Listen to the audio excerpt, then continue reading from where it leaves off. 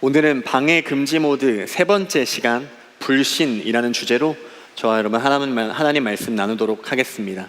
불신이라는 뜻은 믿지 못한다라는 뜻이죠. 우리 사람들에게 있어서 믿지 못하는 크게 세 가지가 있습니다. 먼저 첫 번째 사람들이 믿지 못하는 한 가지는 바로 나 자신입니다. 이 자리에서 여러분 스스로를 믿으실 수 있는 분이 계신가요? 네, 만약에 계시다면 상당히 용감하신 거예요. 우리가 왜 우리 스스로를 믿지 못하느냐? 사실 너무 단순하죠. 우리가 나의 실체를 잘 알기 때문에, 내가 사람들에게 비춰지는 나의 모습과 또는 직장과 사회에서 메이킹된 나의 이미지가 내 정말 실제의 모습과는 조금 많이 다르기 때문에 우리가 내 스스로를 믿지 못하는 것이죠. 또한 나의 수많은 연약함들과 죄악된 본성들, 그리고 쉽게 감정적으로 휩쓸리는 나의 모습들, 그리고 인내하고 또 기다리지 못하는 나의 조급함들, 또 그 외에 나열할 수 없는 수많은 나의 배경들, 그리고 나만 아는 나의 트라우마들, 그 모든 것들이 나로 하여금 나 자신을 믿지 못하게 만드는 것입니다. 둘째로 사람들이 믿지 못하는 것 무엇이냐면 바로 나의 미래입니다. 정확하게 말하면 나의 미래가 희망적일 것이라는 것을 우리는 대체적으로 믿지 못합니다. 그 첫 번째 이유는 바로 앞서 나열한 것처럼 나 자신을 믿을 수 없기 때문이죠. 나 자신을 믿을 수 없으니까 이 믿을 수 없는 나 자신이 만들어낸 미래조차 믿기가 어려워지는 것이고, 또 두 번째, 미래가 희망적일 거라는 것을 믿지 못하는 이유는 무엇이냐? 바로 세상이 전해오는 소식과 소문들이 결코 긍정적인 내용들이 있지 않고 항상 부정적으로 미래를 전망하기 때문에 우리 또한 마찬가지로 미래를 두려워하고 우리 미래가 희망적일 것이라고 믿지 못하는 것입니다. 그리고 사람이 기본적으로 모든 것을 통제하고자 하는 기본적인 욕구가 있는데, 유일하게 통제할 수 없는 것 중에 하나가 아직 다가오지 않은 미래이기 때문에 우린 그 미래를 두려워하면서 기다릴 수밖에 없는 것입니다. 마지막 세 번째로 사람들이 믿지 못하는 것은 바로 하나님입니다. 하나님을 믿는다는 것은 여러 가지 의미가 있지만 지금 제가 말하고자 하는 것은 하나님을 신뢰하지 못한다라는 의미죠. 우리가 하나님을 믿는다, 즉 예수님을 믿음으로 구원받은 백성이 되었다라는 것에 대한 믿음은 있지만, 너무나도 아이러니하게도 나를 위해서 생명까지 내어주시면서 나를 구원하신 예수님은 믿지만 그 예수님께서 나의 인생을 책임져 주실 거라는 믿음은 상당히 희미하다, 그리고 우리 삶에서 계속적으로 흐려져 간다라는 사실을 우리가 잘 알고 있습니다. 사실 이 앞서서 나열한 두 가지 불신, 나에 대한 불신과 미래에 대한 불신은 어디서 비롯되냐면 바로 하나님에 대한 불신에서 비롯됩니다.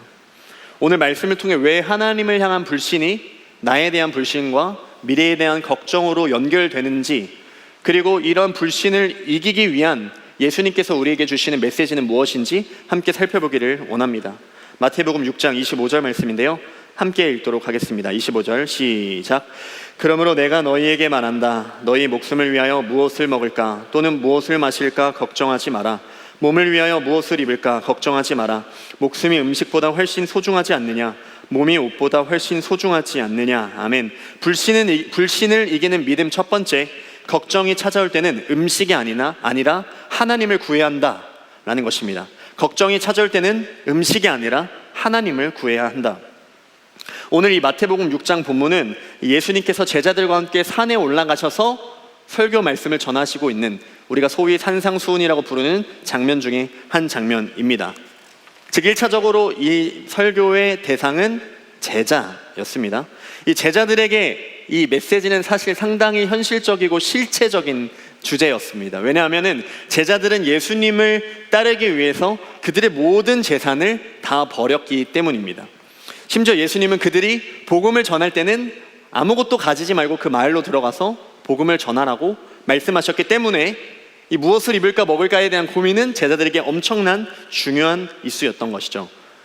이 제자들이 항상 예수님의 그 명령을 따라서 믿음으로 발걸음을 내딛었지만 그들은 여전히 오늘 하루 나에게 일용할 양식이 정말 주어질지, 오늘 하루 내가 정말 그 마을에 들어가서 머리 붙이고 누울 자리가 있을지, 그리고 오늘 하루 내가 거기서 입을 옷이 마련이 돼 있을지, 그 모든 것들이 제자들에게는 아주 중요한 이슈였습니다. 즉 기본적인 생계에 대한 불안과 걱정이 제자들에게 있었던 것입니다. 상당히 걱정할 법하지 않나요? 아무것도 주어져 있지 않는데, 하루 먹을 돈과 양식조차 없는데. 근데 예수님은 그런 이들에게 뭐라고 말씀하시냐? 바로 무엇을 입을지 무엇을 먹을지 걱정하지 말라라고 얘기를 하시는 거예요. 사실 이 대한민국에서 현대사회를 살아가는 저와 여러분들에게 있어서 이 제자들과 같이 정말 먹을 음식이 없어서 굶게 되거나 입을 옷이 없어서 나체로 벌거벗고 다니는 경우는 거의 없죠. 거의 없는 경우입니다. 간혹 특수한 상황과 그 환경에서 며칠을 굶었다는 이야기나 아니면 그런 간증들을 듣는 경우들이 간혹 있는데, 말 그대로 간증거리가 될 만큼 상당히 특수하고 일반적이지 않은 상황이라는 것이죠. 그런데 당시 제자들은 다릅니다. 예수님이 복음을 전하러 가라고 말씀하셨는데 야속하게도 너무 구체적으로 알려주세요. 동전도 가져가지 말라라고 얘기를 하세요. 동전조차 없으면 빵 쪼가리 하나 사 먹을 수 없는 상황인 거죠. 정말 굶을 수 있는 상황이에요. 그리고 또 구체적으로 얘기해 주시는 옷 2벌을 가져가지 말라고 하시는 거예요. 무슨 말이죠? 입은 옷만 갖고 들어가라 라는 얘기를 하시는 거예요.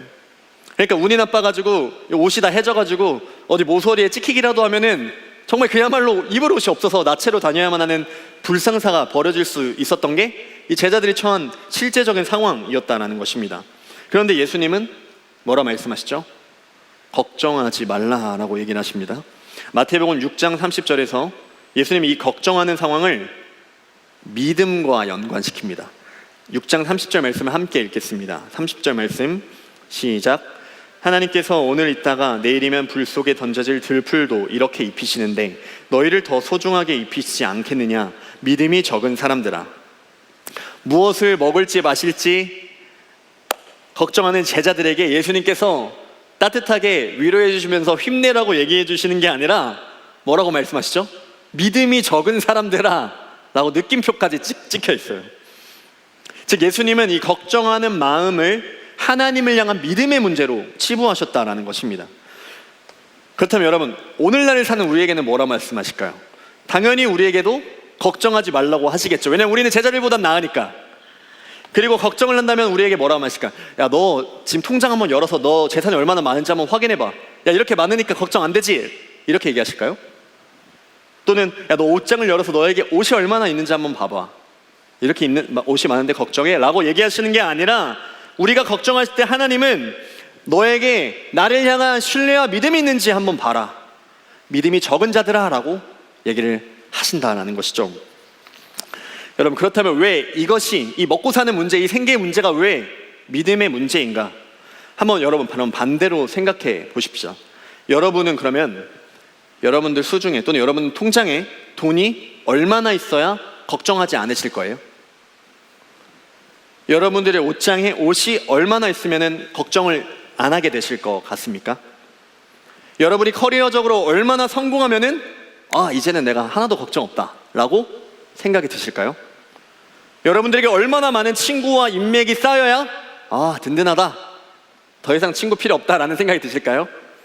여러분, 지금 제가 무슨 말을 하고 있는 건가요? 바로 우리에게 찾아오는 이 걱정이란 감정은 사실은 내가 얼마나 가졌는지, 얼마나 부족한지, 또 얼마나 충분히 성공했는지 성공하지 않았는지 문제가 아니라 나의 삶을 하나님께서 책임져 주시는 것을 신뢰하느냐 그렇지 않느냐의 문제라는 것입니다.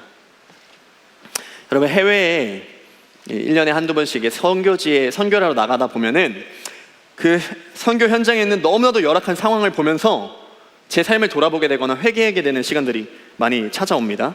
그리고 너무나도 우프게도 우리 선교사님들이 비슷하게 얘기하시는 주제가 있는데, 그게 뭐냐면은 이 한국에 있는 성도님들 중에서 이 무기력증과 우울증에 시달리시던 분들이 이 선교지만 갔다 오면은 다 치유돼서 돌아가신다라는 거예요.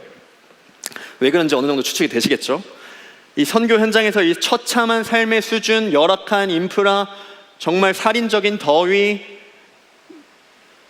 치명적인 위생 상태, 이 모든 것들 도무지 한국에서 찾아볼 수 없는 이 무법지대와 같은 이 모습에도 불구하고 이 현지에 있는 성도님들이, 하나님에 있는 주의 백성들이 아랑곳하지 않고 기쁨으로 예배하고 감사하고 찬양을 올려드리는 그 모습을 보다 보면 제가 가진 것의 많고 적음이 절대로 행복의 기준이 될 수 없구나 라는 것을 명확하게 느끼게 됩니다. 한국의 단기 선교팀으로 오신 그 성도님들이 그 모습을 보면서 내가 평소에 했던 그 불평불만들과 내가 했던 그 미래에 대한 걱정들과 내가 지금 아무것도 할 수 없는 힘이 없다라고 느꼈던 그 무기력증들이 아무것도 나보다 훨씬 더 부족한, 나보다 훨씬 더 열악한 상황에서 하나님을 여전히 빛나는 눈빛으로 찬양하고 있는 그 현지의 성도님들을 보게 되었을 때 회개를 하게 되고 그 모든 걱정과 근심으로부터 자유케 되면서 한국에 돌아가서 내가 열심히 살아야겠다, 의욕적으로 하나님께 감사드리며 나에게 주어진 것들을 기뻐하며 살아야겠다 라고 하나같이 느끼신다는 거예요. 반대의 케이스를 한번 얘기해 볼게요. 저는 목사인지라 다양한 어떤 직종과 환경에 있는 분들을 만나게 되고 그러다 보면 소위 부자라고 부를 만한 어떤 성도님들을 만나게 되는데요. 여러분, 부자, 돈이 많은 거 행복할까요? 너무 놀랍게도 부자라고 말하는 분들을 만났을 때 그분들이 갖고 있는 엄청난 염려와 걱정과 그 스트레스를 다 표현할 수가 없습니다. 더 많이 가졌기 때문에 더 많이 책임져야 될 것들이 있고 더 많이 내가 그것들을 선하게 풀어내야 되는 그런 사명감들이 있는데 계속적으로 그렇게 살아가지 못하는 자신의 현실을 보면서, 그리고 언제 이 많은 것들을 다 빼앗길까, 누가 내 돈을 훔쳐가진 않을까, 정말 이런 걱정들을 하시면서, 여러분 호텔 가면 금고 있는 거 잘 이해 안 되시지 않으세요? 근데 그런 분들은 정말로 금고가 필요하신 거예요. 그만큼 그런 어려운 상황들, 그것들을 우리 통해서 우리가 배울 수 있는 것은 무엇이다? 바로 소유의 많고 적음이 결코 행복의 기준이 될 수도 없고 걱정의 기준도 될 수가 없다라는 것입니다. 여러분, 처음에 저는 이 말씀을 묵상할 때 걱정하지 말라라는 이 말씀이 너무 서운하고 야속한 거예요. 걱정할 수 있잖아요. 걱정되시잖아요. 저도 걱정되거든요.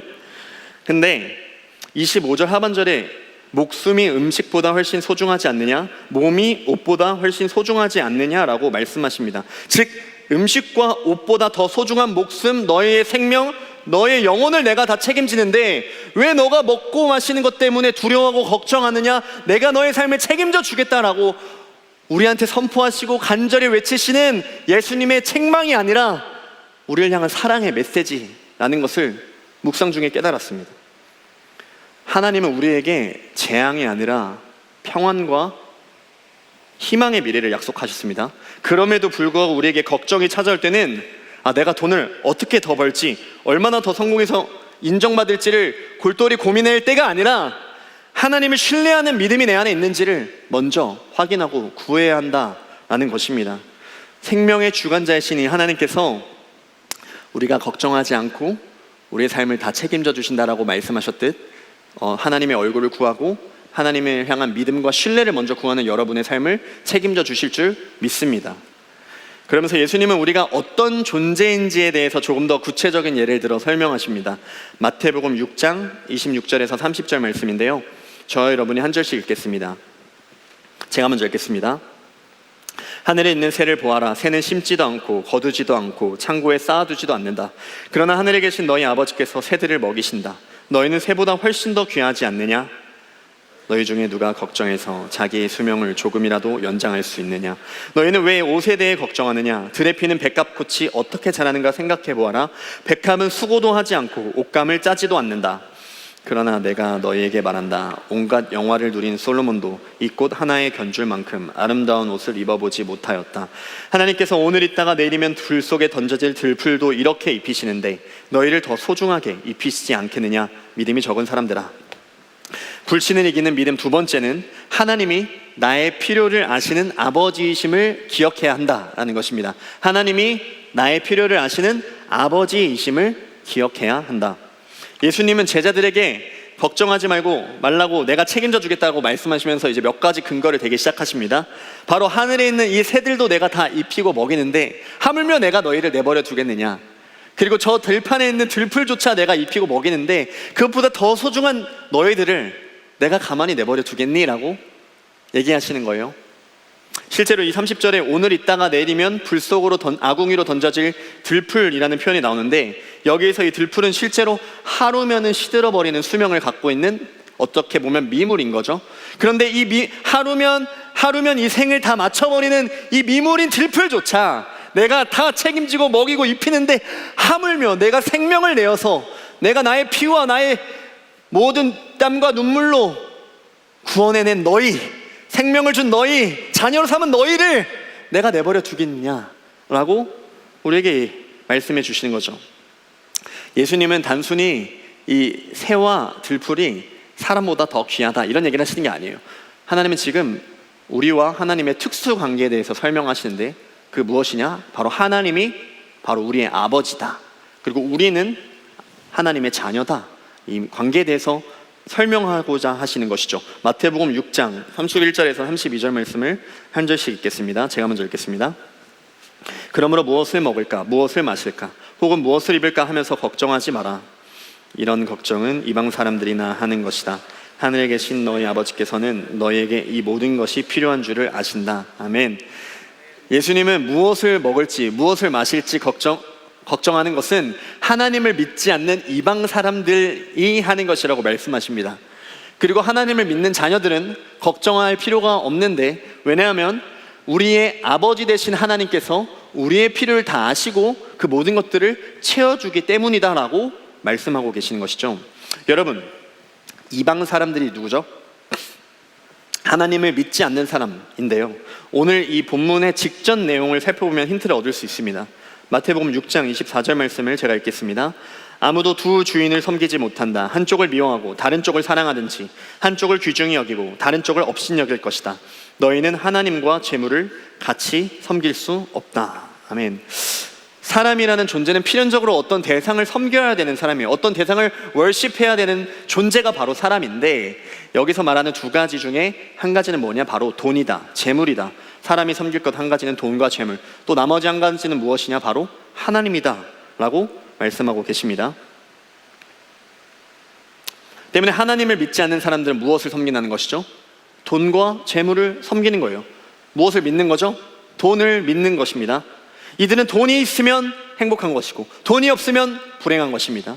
이들은 돈이 있으면 걱정하지 않고, 돈이 없으면 걱정하는 거죠. 또 심지어 돈이 많이 있어도 더 많이 갖지 못하는 탐심 때문에 걱정하는 것이 바로 이방 사람들, 하나님을 믿지 않는 사람들의 실체다라는 것입니다. 그리고 이들에게는 무엇보다 가장 중요한 건 아버지가 없습니다. 그들을 책임질 부모가 없는 것입니다. 그러면 이 사람들 어떻게 하죠? 내가 나를 책임져야 돼요. 내가 나의 힘으로 살아야 되고, 내가 돈을 벌어서 나의 삶을 책임져야, 나의 가정을 책임져야 된다라는 그 강박관념 속에서 살아갈 수밖에 없다라는 것입니다. 그렇다면 반대로 하나님의 자녀는 어떻습니까? 이 하나님의 자녀, 어린아이와 부모님의 관계를 보면 알 수 있습니다. 여러분, 어린아이가 자기가 돈이 없어서 걱정하는 모습을 보신 적이 있으십니까? 부모님을 둔 어린아이들은 자신이 돈이 없다고 해서 걱정하지 않습니다. 왜냐하면 부모님이 내가 배고프면 먹여주실 것이고, 내가 추우면 패딩을 사줄 것이고, 또 내가 더우면 에어컨을 틀어줄 것이라는 것, 아이들은 잘 알고 있어요. 아이들이 그럼 찾아야 될 대상은 누구죠? 부모님 한 분이신 거예요. 그들은 부모님만 찾습니다. 여러분, 하나님의 자녀가 이렇습니다. 우리 하나님이 우리의 아버지가 되어주시니 우리에게 걱정하지 말라고 하시는 것입니다. 시마다 때마다 하나님께서, 우리 아버지신 하나님께서 우리의 부족한 것을 모두 다 채워주신다고 우리에게 약속했기 때문에 우리는 걱정하지 않아도 되는 것입니다. 너무 단순하죠? 너무 단순한데 왜 우리는 걱정하는 걸까? 바로 우리가 하나님의 자녀임을 망각하기 때문입니다. 하나님이 나의 아버지이신 것을 잊어버리기 때문에 우리는 걱정하는 것입니다. 급박하게 흘러가는 세상 속에서 어느 순간 이방 사람들, 하나님을 믿지 않는 사람들과 다를 바 없이 똑같이 반응하고 행동하는 것입니다. 그들이 돈이 중요하다고 말하니까, 그들이 부동산이 중요하다고 말하니까, 그들이 주식이 중요하다고 말하고, 그들이 이 정도는 모아야 결혼할 수 있고, 이 정도는 모아야 육아를 할 수 있고, 이 정도 차는 있어야 되고, 이 정도 집은 마련해야 되고 라고 계속적으로 말하니까 어느 순간 하나님 아버지가 나의 모든 것들을 공급해 주시는 나의 아버지이신 것을 잊어버린 채 세상 사람들과 아무런 차이점 없이, 별 다를 바 없이 똑같이 걱정하고 고민하기 시작하고, 세상 사람들이 말하는 것처럼 말하고 행동하고 반응한다라는 것입니다. 그렇다면 우리가 어떻게 하나님이 우리의 아버지이신 것을 잊지 않을 수 있을까요? 바로 날마다 말씀을 붙들고 기도해야 합니다. 놀랍지 않은 내용이죠. 근데 놀라운 것 한 가지를 말씀드릴게요. 매우 놀라운 것은 뭐냐? 바로 우리 넥드 청년분들은 아니겠지만 어떤 누군가는 오늘 뜨겁게 은혜를 받고 나서 막상 내일 월요일이 돼서 한 주를 시작할 때 기도하지 않고 묵상하지 않는다는 거예요. 말씀을 붙들지 않는다는 거예요. 어쩌면 우리가 세상의 마음을 빼앗기고 하나님을 믿지 않는 이방 사람들과 같이 생각하고 반응하고 행동하는 것은 너무나도 당연한 일일지도 모른다라는 것입니다. 하나님의 말씀을 날마다 붙들고 기도하지 않으면 우리가 보고 듣고 느끼는 것들이 뭐죠? 세상에서 말하는 것들이죠. 뉴스에서 나오는 것들이죠. 직장에서 만나는 믿지 않는 분들의 가치관이죠. 내 친구들, 왜 나는 신앙생활을 오래 했는데 나의 삶은 변하지 않는가? 나의 믿음은 깊어지지 않는가? 여러분, 어쩌면 우리는 그 정답을 이미 다 알고 있는 것일지도 모릅니다. 사랑하는 여러분, 기도와 말씀을 붙들고 아버지 되신 하나님을 날마다 경험하는 은혜가 있으시기를 축복합니다. 하나님께서 기도와 말씀의 자리에서 우리를 만나주실 것이고 내가 너의 아버지이기 때문에 내가 너의 삶을 책임져 주신다라고 날마다 시마다 때마다 우리에게 말씀해 주실 줄 믿습니다.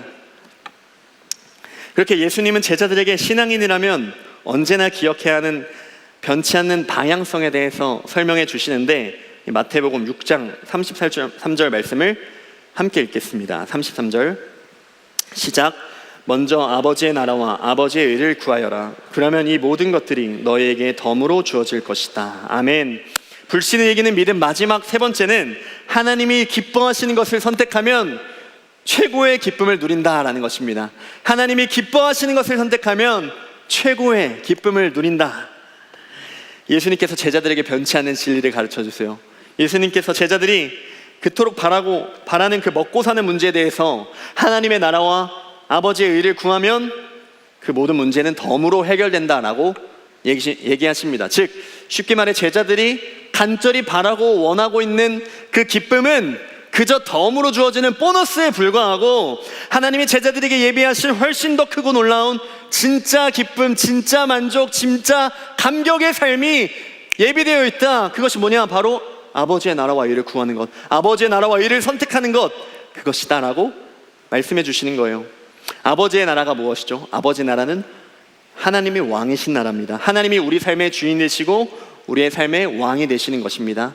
우리의 모든 삶이 하나님의 것입니다 라고 인정하는 것이 하나님의 나라를 구하는 삶이고, 하나님의 의는 무엇이죠? 하나님의 뜻, 즉 하나님의 말씀을 구하는 것, 하나님의 말씀을 붙들고 하나님의 말씀대로 순종하는 삶, 그것이 바로 하나님의 아버지의 의를 구하는 삶입니다. 즉 정리하면 아버지의 나라와 아버지의 의를 구한다는 것은 하나님을 나의 왕이심으로 고백하며 나의 모든 삶이 하나님의 것임을 고백하며 하나님의 통치를 기다리며 주의 말씀을 붙들고 그 말씀에 순종하는 인생, 그리고 그 모든 것들이 결국에 나의 이름을 높이고 나의 영광을 높이는 인생이 아니라 하나님의 이름을 높이고 하나님께 영광을 돌리는 삶으로 살아가는 삶, 그것을 내 삶의 최우선순위로 두는 삶, 그것이 바로 아버지의 나라와 의를 먼저 구하는 삶이다라는 것입니다.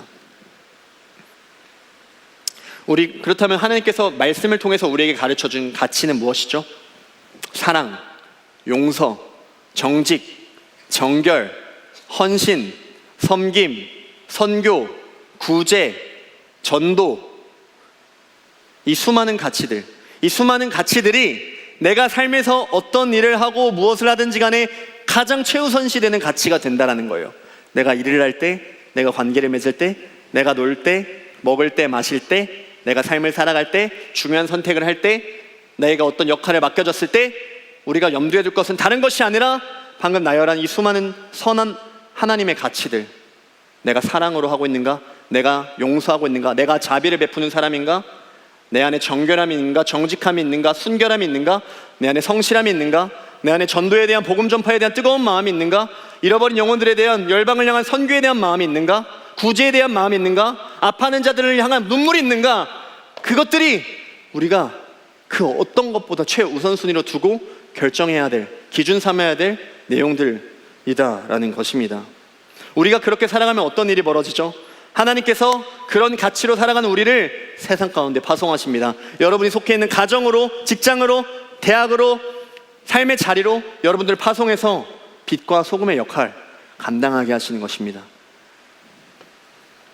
그러면 우리가 누리게 되는 것은 바로 하나님의 영광스러운 사역에 동참하는 기쁨과 감격을 누리게 된다는 것이죠. 하나님의 그 영광스러운 사역, 하나님의 놀라우신 사랑이 전파되는 그 자리에서 내가 하나님의 마음으로 헌신하고 섬김할 때 우리가 배우게 되는 것은 하나님의 마음, 하나님의 눈물, 하나님의 사랑, 하나님의 애통함, 하나님의 간절한 마음들, 그것들을 우리가 배우게 된다.